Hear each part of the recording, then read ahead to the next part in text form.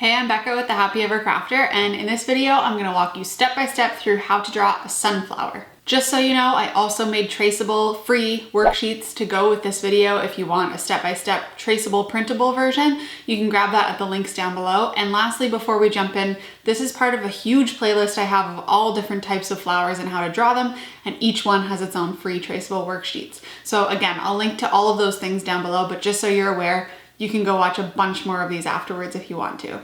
Let's just jump right in though. All right, so I'm just using some plain Rhodia paper here, and you can use whatever paper you want, and I'm just getting started with a pencil first. So I'm gonna draw a couple little circles, one small one, and then another one a little bit bigger around it. And then I'm gonna add a third one, and at this point you might think that this looks a little bit suggestive, but just get your mind out of the gutter and remember that we're drawing flowers here. So I have 3 circles, and now I'm just going to add one bigger one, and this is going to be the biggest one of all. And I just want to remind people that like nothing in nature is perfect. So if these aren't perfectly circular and they're not perfectly spaced, it's not a big deal. Again, nothing in nature is perfect, and flowers are meant to be a little bit imperfect. Next up, I'm going to use my Micron 01 pen. I have 3 different sizes of microns I'm going to use in this video. I have 01, 03, and 05, but if you only have one pen, that's totally fine. So all I'm doing here is drawing some jagged edges around each of these circles.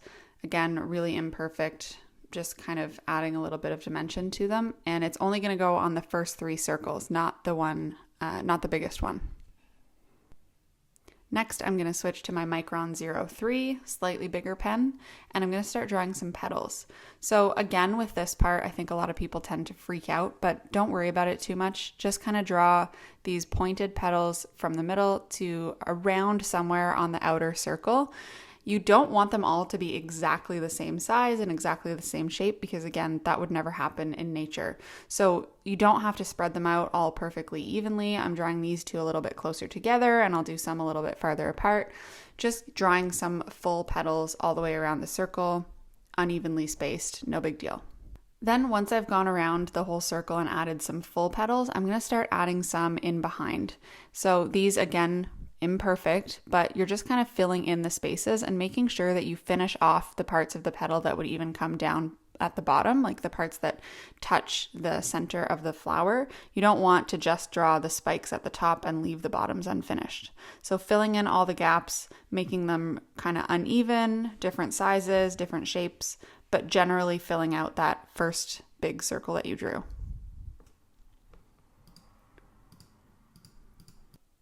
Now I'm going to switch back to my Micron 01, my smaller pen, and now comes the super tedious part. So I'm going to start in the middle here, and I'm going to draw more tiny little circles, and I'm just filling up this center of the circle with some really, really tightly packed little tiny circles. They don't have to be perfect. They don't have to fill up the space perfectly. They can overlap that original jagged line you drew. They can just be kind of packed tightly together and filling up that space as best you can. Then I'm going to do the exact same thing on the next circle, but I'm making these ones a little bit bigger. So I want this part of the circle to appear like it's not quite as dense, which means I don't want them to be quite as tightly packed. So just filling this up the exact same way, but with slightly different sized circles. Then I'm going to switch to my bigger Micron pen, the 03, and I'm going to do this exact same thing on this biggest rim here, but with, again, those smaller circles I did in the middle, just with a thicker pen, because I want this to look like the most tightly packed part, and I want them to be nice and dark. This is going to probably hurt your wrist, so put on some nice music and just kind of zone out while you fill these up. At this point, you can start to see how each of these circles is filled in a little bit differently, and it makes them stand out from each other.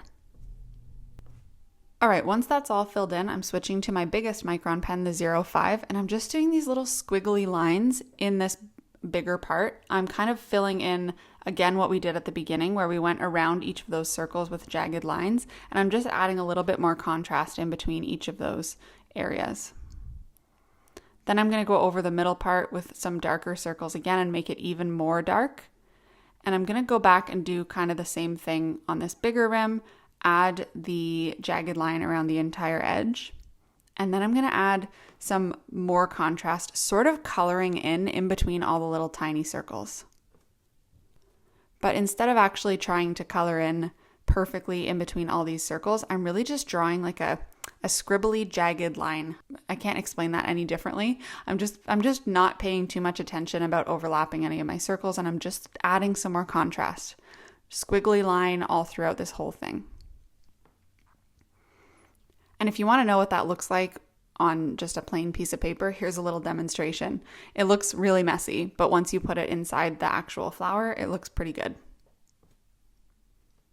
So just finishing up with that jagged line all throughout this first round here. And then I'm basically just going to do the exact same thing on the middle lighter part of the flower. Same jagged lines, but a little bit less dense. Next, switching back to my Micron 03 again, and I'm adding some little spikes around the inner edge of the flower just to give it a little bit more dimension. If you want to see what that looks like, not on the flower, on just a blank piece of paper, here's kind of the general shape, but again, just really imperfect, just kind of adding some more shape and some more dimension and some more texture to this. Okay, switching back to my 01, and I'm gonna do some shading on the actual petals themselves. So we're gonna start from the center of the flower, and we're just bringing up some super imperfect lines to the top of the petal. Now, these can go up to the top, or they can go halfway, or they can go, any amount up the sides that you want. But the main thing you want to remember is that they're always going to point back to the middle. You don't want to do any lines that are horizontal or that are too straight or too perfect. These are really meant to be just some light extra dimension and really imperfect lines.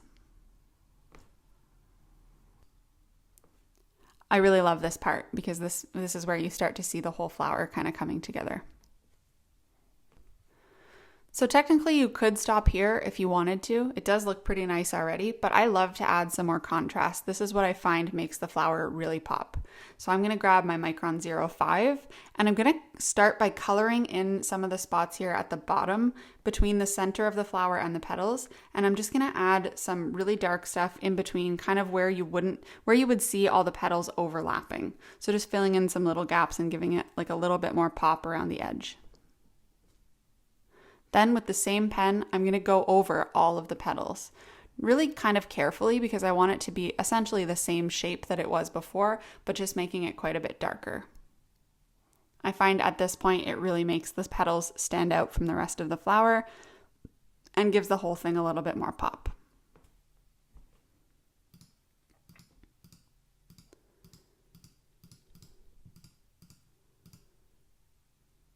And then last but not least, I'm just going to take my eraser and erase all of the pencil lines that we had at the beginning. You shouldn't really be able to see any of the ones in the center, but I'll go over it just for good measure. And there you have it, your beautiful sunflower. Pretty simple, pretty easy, and pretty satisfying, honestly, even though those little circles are kind of the bane of my existence. And there you have it, your super simple sunflower doodle. So I hope you enjoyed that. Again, I have a bunch of other florals that you can draw in this exact same way, and they all have free worksheets. So I'm gonna link to everything down below, but I'm also gonna send you to the next video that I think you're gonna enjoy, and I'll see you over there.